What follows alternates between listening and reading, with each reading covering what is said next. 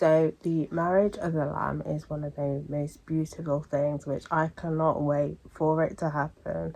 As a Christian, we know we're all anticipating for the day to come, but we don't actually know the day it will actually come, which I'll get into in a minute. But the marriage of the Lamb is in the book of Revelations. If you didn't know, I'm going to read in a minute, but it's when Jesus comes down and reaffirms the covenant with his church.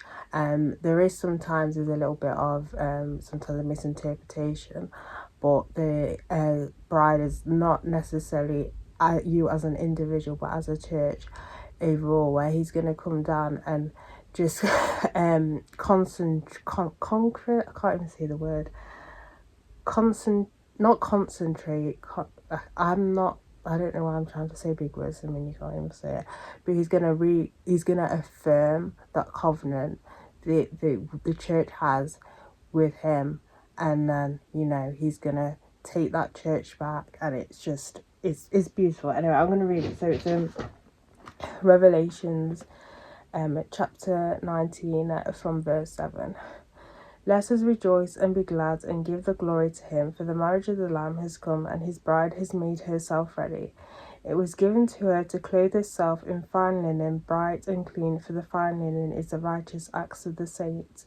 Then he said to me, Right, blessed are those who are invited to the marriage supper of the Lamb. And he said to me, These are true words of God. Then I fell at his feet to worship him. But he said to me, Do not do that. I am a fellow servant of yours and your brethren who holds the testimony of Jesus. Worship God, for the testimony of Jesus is the spirit of prophecy. So as I just said previously, is that we don't know the day. I know you'll hear all these end of the world things and all these kind of apocalyptic kind of sects. You can't even call them churches, they're more of sects, cults that kind of predict when it's going to happen, and it happened not long ago, and obviously it didn't happen. We don't know when it's going to happen. It's going to happen, and it's going to be completely out of the blue. Basically, we're not going to have any warning. That's why it's important to actually ready ourselves, because once this happens, there's no like rushing around, because once this happens, that is it. That's the chance to be ready is gone. It is gone.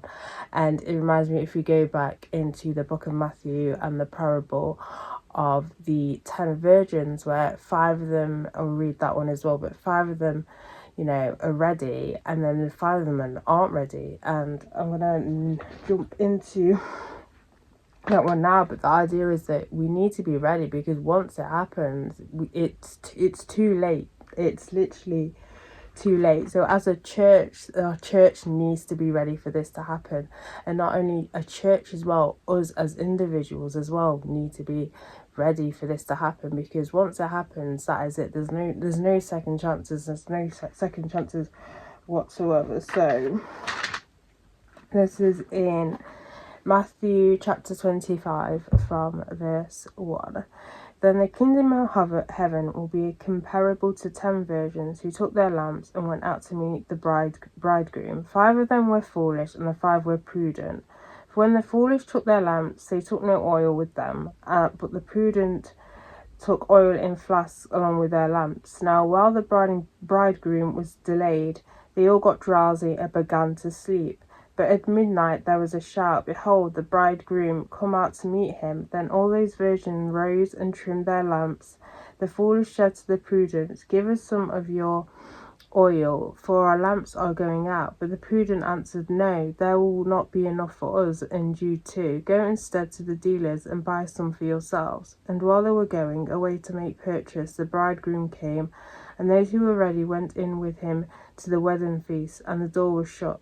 Later, the other virgins also came, saying, Lord, Lord, open for us. But he answers, Truly I say to you, I do not know you. Be on the alert then, for you do not know the day nor the hour. Even though it seems like we could be waiting for years, or even it could happen now, or we don't know the actual time. But don't grow weary, don't grow tired, don't go off the beaten path, because as this parable mentions as well, once it happens.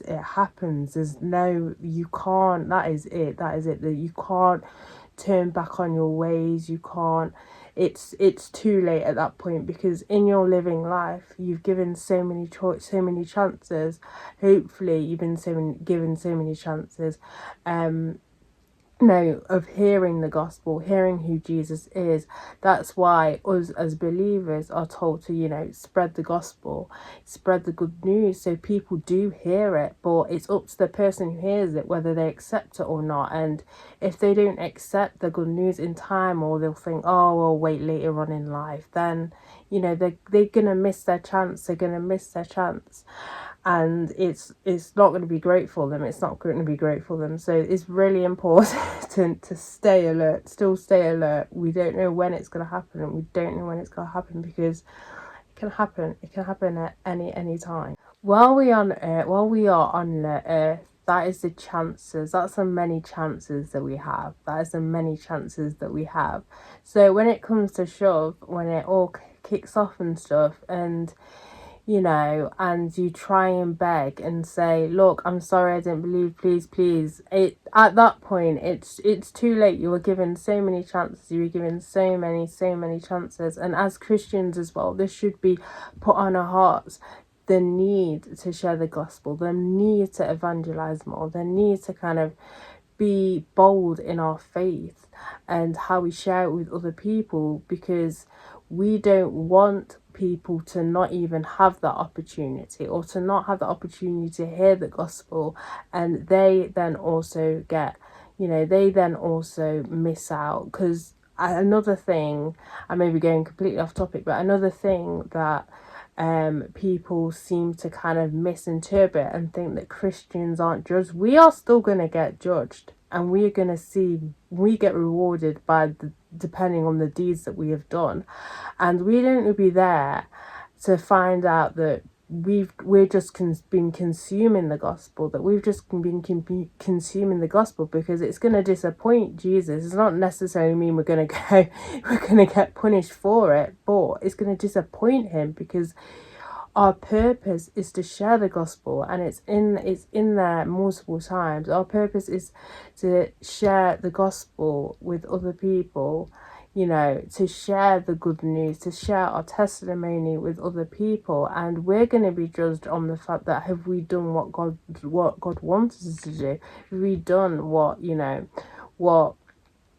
wants us to do? Have we done enough? Have we done enough to help spread that gospel? So it's not even just the people that are living in sin that we're getting judged as well. And we don't want to be, when this happens, for Jesus to be disappointed in us because we haven't done the most that we could have done. But yeah, just that passage, it's a thing that I'm looking forward to happening. But it's important to not to get weary, to still be alert, because it can happen at any time. And also because you want other people to be part of this as well. It's important to spread the gospel, to spread the good news, and spread the testimony of Jesus Christ.